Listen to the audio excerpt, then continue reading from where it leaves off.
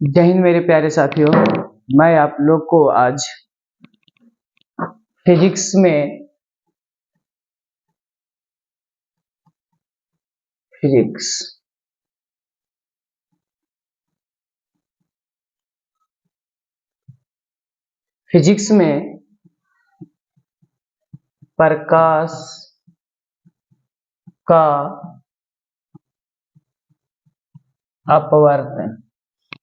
प्रकाश का अपवर्तन जो लेसन नंबर 2 है 2024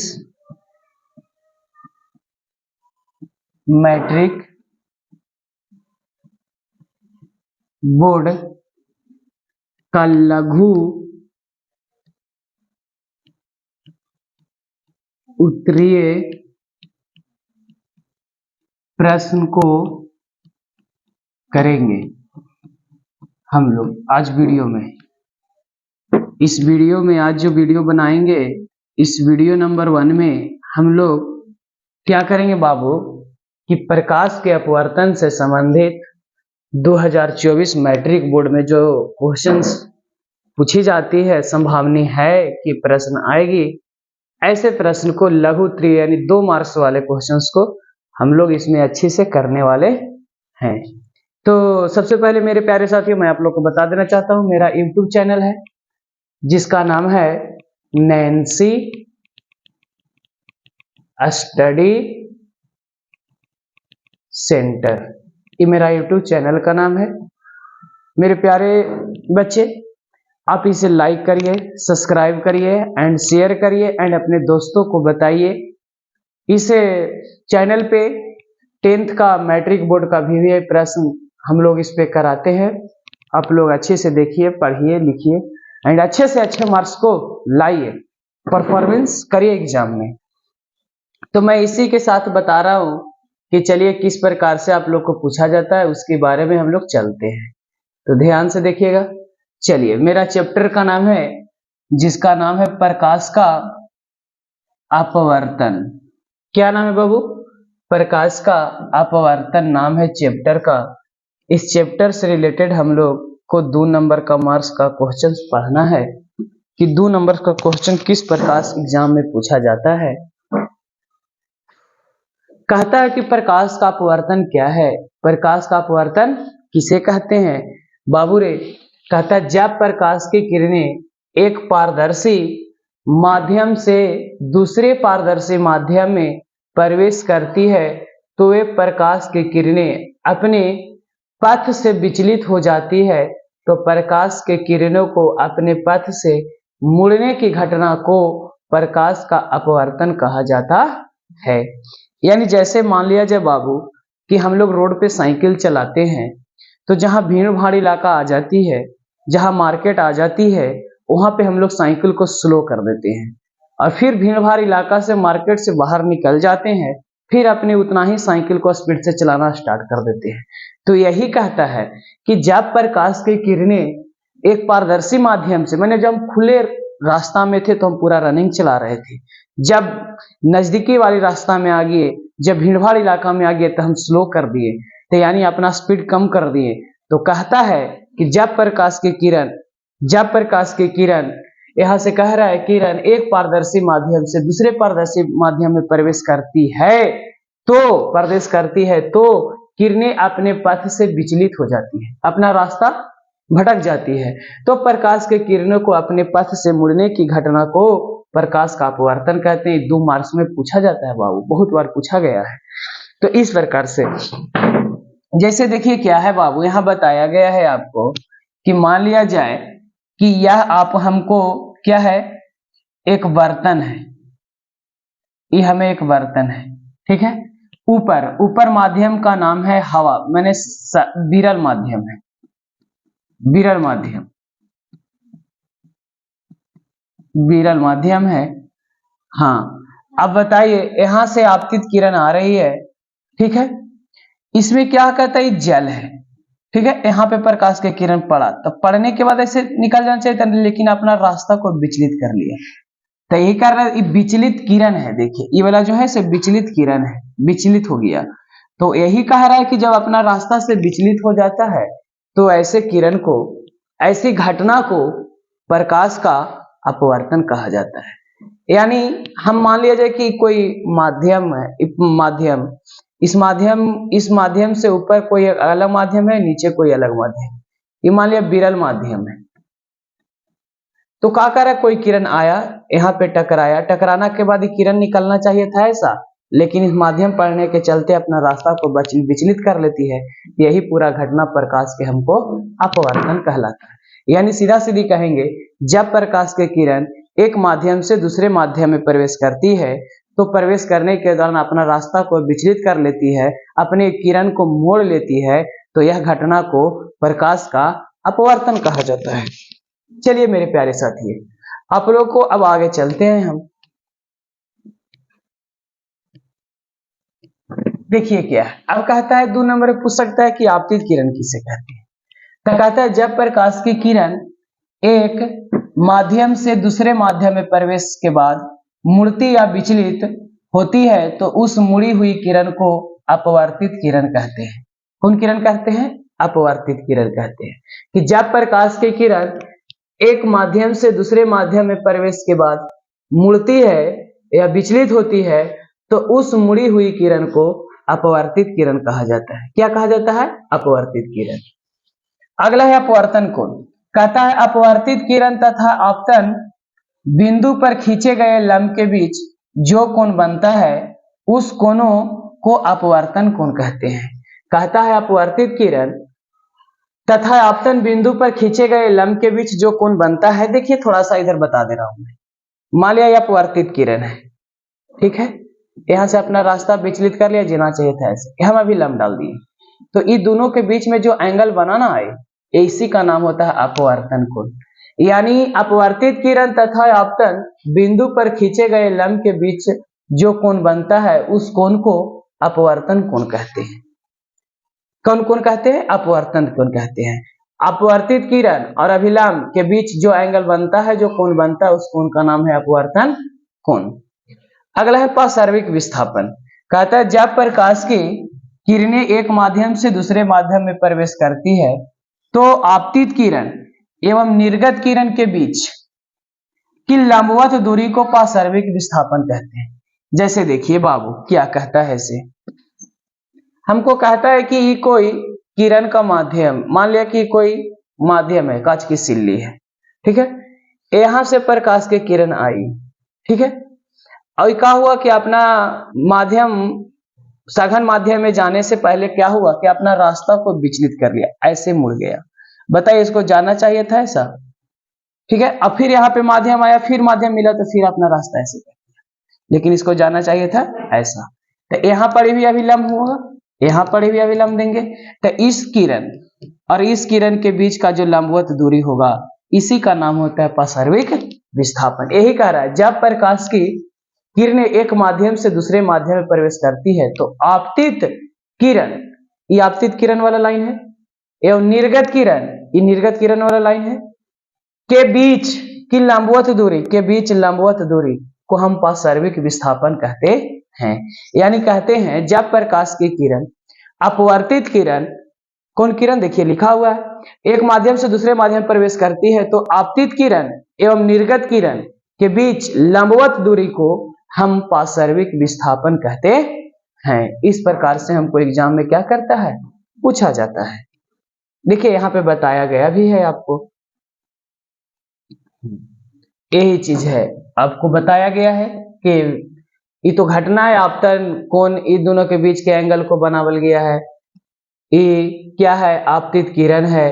ये क्या है? निकलने वाला अपवर्तन कोण, यहाँ दोनों के बीच का अपवर्तन कोण है। ये अपवर्तित किरण है, बाहर निकल रही, अभी लंब है, ये कांच है, ये हवा है। तो बताइए हवा हो गया कैसन माध्यम? हवा हो गया ऊपर वाले माध्यम जो हो गया ये विरल माध्यम हो गया, ये विरल माध्यम हो गया, और ये कांच की सिल्ली वाला कैसन माध्यम हो गया? सघन माध्यम हो गया। कैसन माध्यम हो गया? सघन माध्यम हो गया।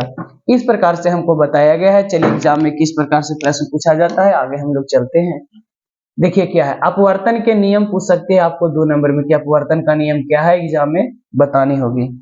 कहता है कि प्रकाश के अपवर्तन के 2 नियम होते हैं।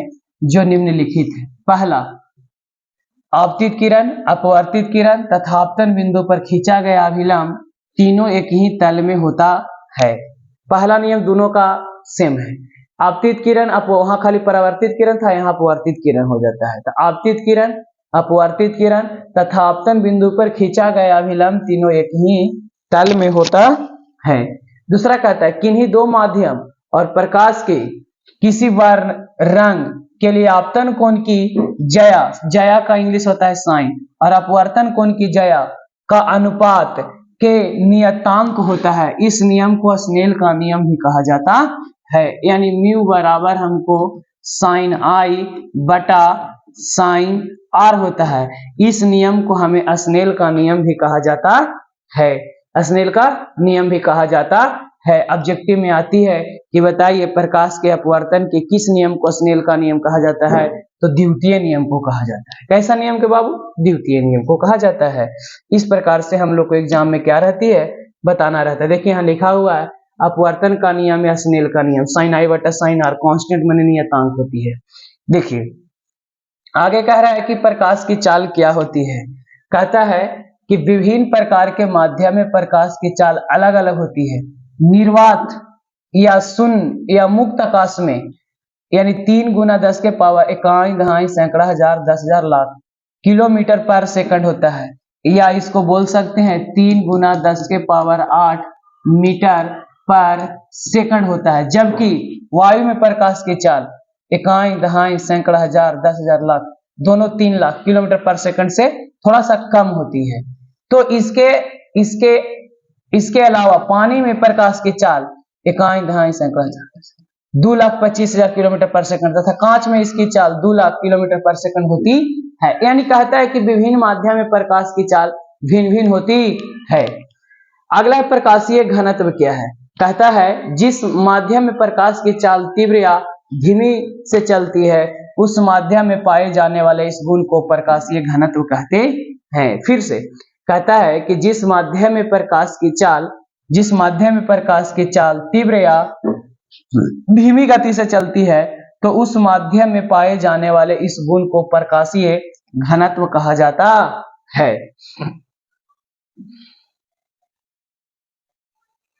आगे प्रश्न देखिए क्या है। जिस माध्यम में प्रकाश की चाल तीव्र गति से होती है उसका प्रकाशीय घनत्व कम होता है। यानी जिस माध्यम में प्रकाश का चाल अधिक होता है उसका घनत्व कम होता है, और जबकि जिस माध्यम में प्रकाश की चाल धीमी गति से होती है उसका प्रकाशीय घनत्व अधिक होता है। जिसे हम कह सकते हैं वायु और पानी में प्रकाश का प्रकाशीय घनत्व कम तथा पानी का प्रकाशीय घनत्व अधिक होता है। वायु का प्रकाशीय घनत्व कम क्यों? क्योंकि वायु का प्रकाश का चाल सबसे अधिक होता है 3 गुना 10 के पावर 8, पानी का कम होता है, तो इसीलिए इसका घनत्व क्या हो गया? अधिक। यानी जिसका प्रकाश के चाल कम घनत्व अधिक, और जिसका घनत्व अधिक प्रकाश का चाल कम। चलिए सघन माध्यम देखिए क्या है। आगे सघन माध्यम के बारे में समझते हैं कि सघन माध्यम क्या कहता है। कहता है कि जब दो माध्यम के बीच किसी माध्यम में प्रकाश की चाल कम होती है तो उस माध्यम को सघन माध्यम कहते हैं। जब दो माध्यमों के बीच किसी माध्यम में प्रकाश की चाल कम होती है तो उस माध्यम को सघन माध्यम कहते हैं। जबकि जिस माध्यम में प्रकाश की चाल तीव्र होती है उस माध्यम को विरल माध्यम कहते हैं। कहा कि जिस माध्यम में प्रकाश की चाल कम होती है उसको हम विरल माध्यम, जिस माध्यम में प्रकाश की चाल कम होती है उस माध्यम को, जिस माध्यम में प्रकाश की चाल कम होती है उस माध्यम को सघन माध्यम कहेंगे, और जिस माध्यम में प्रकाश की चाल तीव्र होती है उस माध्यम को विरल माध्यम कहेंगे। उल्टी है, जिस माध्यम में प्रकाश की चाल कम होगी उसको हम, जिस माध्यम में प्रकाश की चाल कम होगी उसको हम सघन माध्यम कहेंगे। कैसे? क्योंकि जब भीड़ भाड़ इलाका में जाएंगे तो धीरे धीरे नहीं चलाएंगे साइकिल को, तो धीरे धीरे चलाएंगे तो यानी सघन माध्यम कहलाएगा। विरल माध्यम में, तो विरल माध्यम में बाजार से फैले गाड़ी को चलाएंगे तो इसमें क्या होता है कि प्रकाश की चाल अधिक रहती है, यानी वहां हम स्पीड गाड़ी कर देते हैं। इसी प्रकार से हमको समझा जाता है कि जब दो माध्यम के बीच किसी माध्यम में प्रकाश की चाल कम होती है तो उस माध्यम को सघन माध्यम कहते हैं, जबकि जिस माध्यम में प्रकाश की चाल तीव्र होती है तो उस माध्यम को हमको विरल माध्यम कहा जाता है। जैसे बता रहा है कि वायु और पानी में विरल माध्यम है, तथा पानी कैसा माध्यम है? सघन माध्यम। क्योंकि वायु में प्रकाश की चाल पानी की अपेक्षा तेज होती है, जबकि पानी में प्रकाश की चाल वायु की अपेक्षा धीमी होती है। यही बात है। अपवर्तनांक देखिए क्या है? अपवर्तनांक, अपवर्तनांक कहता है हमको कि क्या है, देखिए कहता है कि शून्य में प्रकाश की चाल तथा किसी माध्यम में प्रकाश की चाल के अनुपात को अपवर्तनांक कहते हैं। सभी माध्यम का अपवर्तनांक अलग अलग होता है। जिस माध्यम का अपवर्तनांक जितना अधिक होता है उस माध्यम प्रकाश की किरण उतना ही अधिक मुड़ती है। जैसे याद रखना है कि पानी का अपवर्तनांक 1.33, वायु का अपवर्तनांक 1.003 होता है। इस प्रकार से हमको याद रखना है।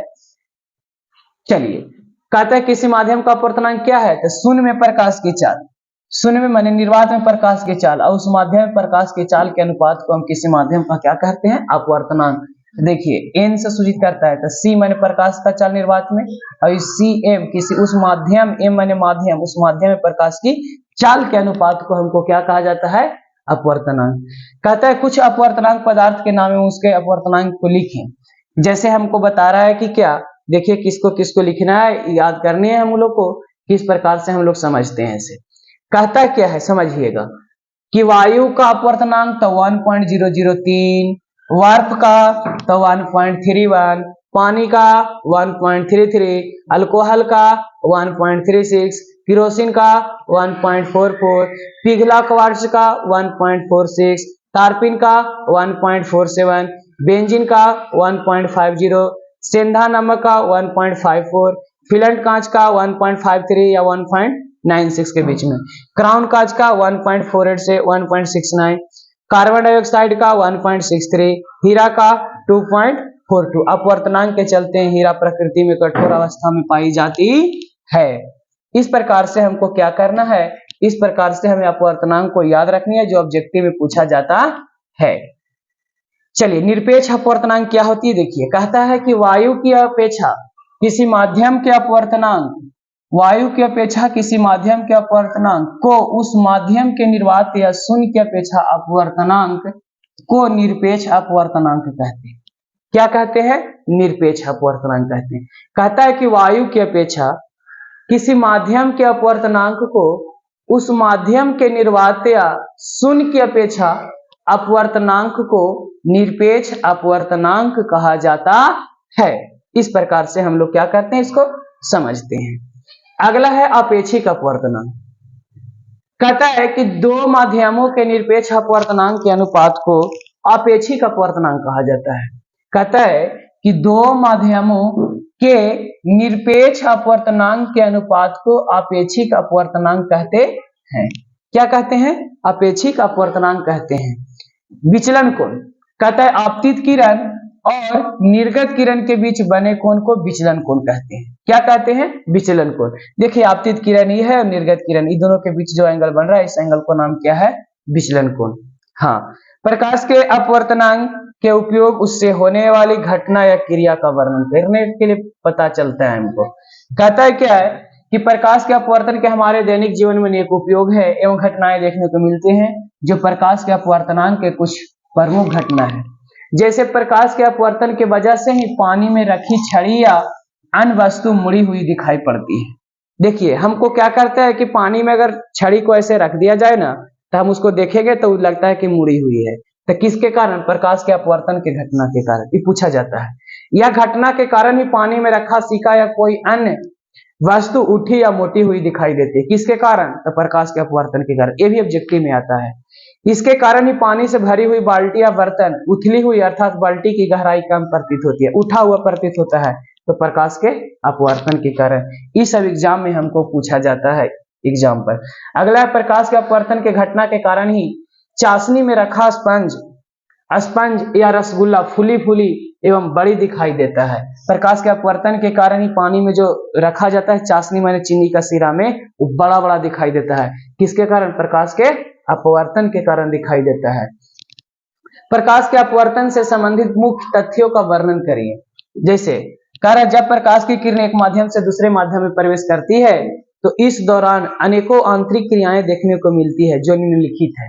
पहला बता रहा है क्या? देखिए क्या बता रहा है पहला आप लोग को। पहला कहता है आपको कि जब प्रकाश की किरणें किसी विरल माध्यम से सघन माध्यम में जाती है तो विचलित किरणें अभिलंब की ओर मुड़ जाती है। याद रखना यह है कि जब प्रकाश की किरण विरल माध्यम से सघन में जाएगा, विरल से सघन में जाएगा तो अभिलंब की ओर मुड़ जाएगा। विरल से सघन में जाएगा, बताइए हम क्या करते हैं, खुली हुई वायु से खुला हुआ, माने हम क्या कह रहे हैं बाबू कि इसका मतलब यह है कि हम जब रोड पे साइकिल चलाते हैं, एक बाजार में चलाते हैं, तो रोड पर की अपेक्षा क्या बाजार में अगर जाएंगे तो हम साइकिल को धीरे धीरे ब्रेक लगाने लगेंगे, यानी मोड़ लेंगे साइकिल को, या नहीं चलाने का तो साइकिल से उतर जाएंगे धक्का लगने के चलते। तो वही कह रहा है कि जब विरल से सघन में जाएगा तभी लंब की ओर मुड़ जाएगा, यानी उतर जाएंगे साइकिल से। और वही फिर सघन से विरल में प्रवेश करेगा तो फिर साइकिल पर चढ़ जाएंगे, यानी अभिलंब से दूर हट जाएगा। तो यही कह रहा है जब प्रकाश की किरण सघन माध्यम से विरल माध्यम में प्रवेश करती है तो वे विचलित किरणें अभिलंब से क्या हो जाती है, दूर हट जाती है। ये दोनों ऑब्जेक्टिव पूछा जाता है एग्जाम में। कहते हैं जब ये किरणें किसी दो माध्यम को अलग करने वाली सतह के लंबवत पड़ती है तो किरणें एक दूसरे के माध्यम से मुड़े बिना ही सीधे निकल चल जाती है। यानी ऐसे अगर कोई किरण पड़ती है तो किसी मुड़े हुए डायरेक्ट क्या हो जाती है, बाहर निकल जाती है। इस प्रकार से हम लोग को क्या करना था, समझना था। आगे है लेंस। देखिए क्या है, लेंस एक पारदर्शक पदार्थ का टुकड़ा होता है जो दो निश्चित ज्यामितीय सतहों से घिरा होता है। देखिए किससे घिरा होता है, मान लिया जाए कि गोला सतह यह हो गया और ये वो गोला सतह यह हो, इन दोनों को आधी आधी सतह से घेर दीजिए। देखिए यही आपको लेंस का निर्माण हो गया, या ऐसे घेला गोला से घेर दीजिए, इस जो भाग पेंटिंग हुई यही आपका लेंस का निर्माण हो गया। तो कहता है लेंस एक पारदर्शक पदार्थ का टुकड़ा होता है जो दो निश्चित ज्यामितीय सतहों से घिरा होता है। ये भी 2 नंबर के लेंस पूछा जाता है। इस प्रकार से हमको लेंस बनाया गया है। कहता है लेंस कितने प्रकार के होते हैं, तो लेंस मुख्यतः 2 प्रकार के होते हैं जो निम्नलिखित है। पहला उत्तल लेंस और अब दूसरा अवतल लेंस होता है। इस प्रकार से हम लोग को क्या करना है, आगे समझना है। मेरे प्यारे साथियों, मैं आज 17 प्रश्न VVI बताया इस वीडियो नंबर 1 में। अब वीडियो अगले जो बनाएंगे उसमें 17 से आगे रिलेटेड पूरा चैप्टर से हम बता देंगे किस प्रकार से एग्जाम में इंपॉर्टेंट क्वेश्चन इससे आती है, किस प्रकार से हमें लिखना है। जिस प्रकार से बताया गया है उस प्रकार से लिखिएगा तो हमें पूर्ण विश्वास है कि आप अच्छे से अच्छे मार्क्स एग्जाम में ला सकते हैं। इसकी हम प्रत्येक चैप्टर का 2-2 मार्क्स का VVI क्वेश्चन आप लोग को बताने का काम करेंगे। 5 नंबर दीर्घ उत्तरीय प्रश्न भी बताएंगे, पहले 2-2 नंबर का पढ़ ले रहे हैं, उसके बाद 5 मार्क्स का बताएंगे। मेरे प्यारे साथियों, अगर वीडियो अच्छी लगेगी तो आप इस चैनल को लाइक करिएगा, सब्सक्राइब करिएगा एंड अपने दोस्तों में शेयर करिएगा। जय हिंद मेरे प्यारे साथी।